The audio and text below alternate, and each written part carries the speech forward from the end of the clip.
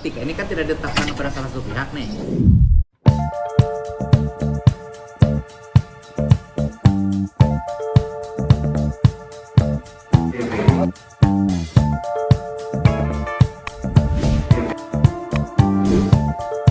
Dalam perkara ini tidak diajukan, tidak masuk baik dalam permohonan pokoknya atau juga rekonvensi.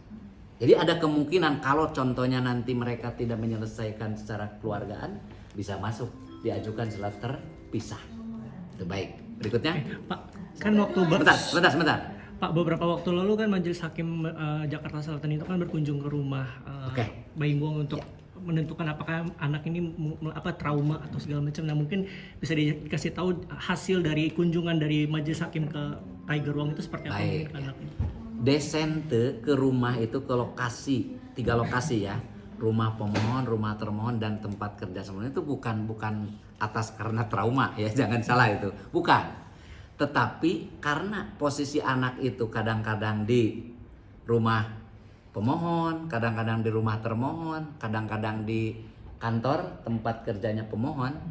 Nah kadang-kadang itu maka saat itu majelis hakim merasa perlu tahu lokasinya seperti apa gitu ya.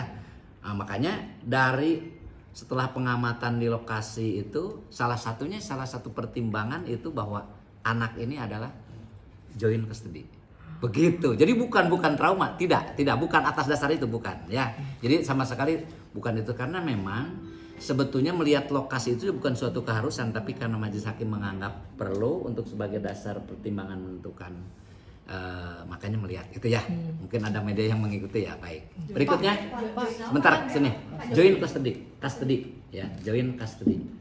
Pak, kan ada juga artis di PA Bogor tuh mempermasalahkan sama anak masalah anak sampai hari ini karena tidak diizinkan bertemu, padahal gugatan hak asuh anak jatuh di tangan ibunya. Kalau ini nanti terjadi, misalkan pemohon juga akhirnya di tengah perjalanan membatasi untuk ibunya bertemu dengan anaknya, itu bagaimana Pak? Ya, itu salah satu alasan hukum ketika ini kan tidak ditetapkan pada salah satu pihak nih. Kalau sudah ditetapkan pada salah satu pihak, kepada bapaknya atau pada ibunya, kemudian pihak yang lainnya tidak memberikan kesempatan, itu salah satu alasan untuk bisa mengambil alih atau juga mengajukan gugatan tentang hak asuh anak gitu ya. Kalau ini kan sekarang kesepakatannya itu atas dasar yang diajukan oleh mereka sendiri dan juga hanya membedakannya tentang waktu. Dulu waktu dalam musyawarah ya, dalam musyawarah mereka itu 6 bulan. Nah, kemudian ini majelis melihat dengan pertimbangan 2 minggu sekali pergantiannya. Cuma itu aja gitu ya.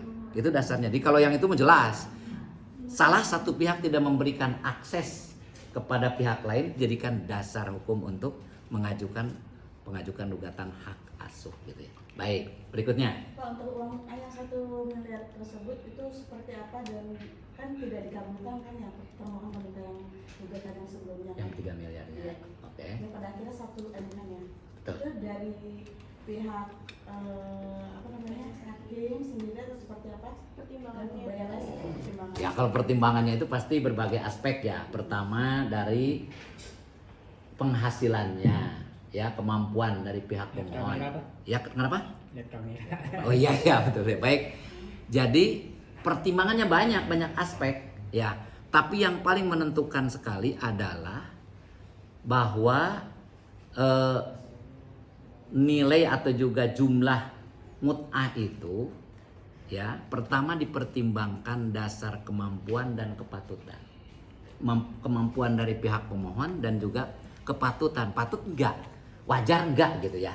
Ya itu ada pertimbangan seperti setiap bulan pemohon memberikan nafkah kepada termohon ya berapa, jadi pertimbangan gitu ya. Termasuk penghasilan dia dari bukti-bukti dan saksi-saksi yang disampaikan itu kan, dari penghasilan perusahaannya berapa kan, seperti itu. Jadi ada, makanya itu kalau kita jelaskan itu pasti banyak faktornya. Tetapi itu majelis mempertimbangkan kayaknya itu yang pantas dan wajar sekian gitu ya. Tapi kalau 3 miliar mungkin terlalu besar begitu kan. Mungkin kalau 100 juta terlalu dikit gitu kan, karena tadi kan nuntutnya sebulan 100 gitu ya, seperti itu. Baik. 1 miliarnya itu terakhir kapan Pak? Kenapa? Bayarnya tidak langsung per 1 M gitu? Dibayar langsung 1 miliar.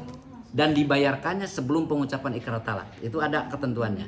Ya. Ikrar talaknya mungkin Ya nanti kalau ini putusan sudah berkekuatan hukum tetap, para pihak menerima gitu ya, sudah menerima, nanti ada namanya sidang pengucapan ikrar talak. Nah itu yang harus dipenuhi oleh pihak pemohon, begitu. kalau misalnya mau banding dari sekarang Kalau sampai banding itu berarti itu belum berkekuatan hukum tetap, otomatis itu belum bisa dilaksanakan. Terus sampai banding kasasi, PK itu ya banding kasasi ya, kalau PK kan sudah inkrah gitu kan gitu. Pak, menjelaskan lagi untuk anak sendiri nafkah 80 juta itu dikabulkan nggak per bulan? Baik. Anak ya, nafkah anak tidak dipertimbangkan lagi karena ini join. joint custody bersama-sama. Kalau ditetapkan di termohon, baru ditetapkan nafkah anak kan begitu. Karena ini tidak, makanya tidak dipertimbangkan oleh majelis hakim, orang sama-sama. Kalau sama-sama seperti bagaimana rukunnya, tidak perlu lagi dihukum salah satu pihak. Tapi secara hukum ya tetap pasti ayah bertanggung jawab terhadap nafkah anak. Itu sudah undang-undang menentukan seperti itu. Baik, berikutnya. Cukup? Cukup. Pak. Iya. Oh, boleh.